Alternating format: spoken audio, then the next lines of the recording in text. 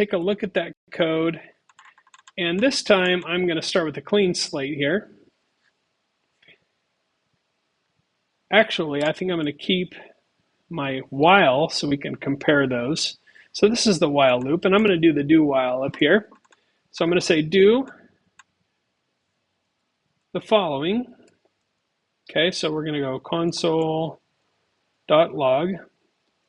I, and then we're going to say I plus plus,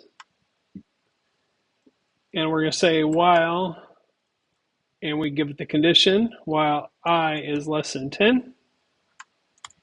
And notice one other thing, and that is that we put a semicolon at the end of this because we're ending with that while piece of it. So at the end of this line, I'm actually using a semicolon, which in this case, in the other case, I did not. I should have there, but in here, I'm not putting a semicolon at the end of the loop.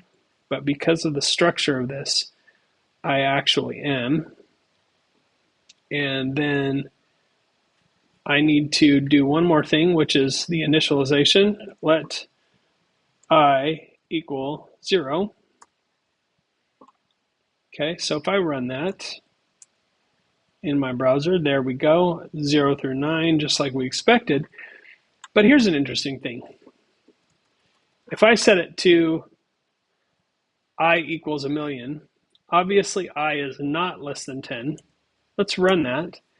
Notice it prints 1,000,000 because it's going to execute this, and then it's going to check to say, hey, is it less than 10?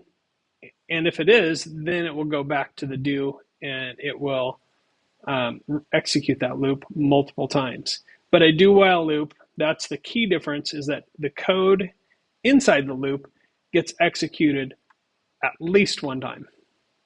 Okay, so just a good thing to remember as you're starting to decide which loop should I use for which situation, and how do I do that? How do I decide that?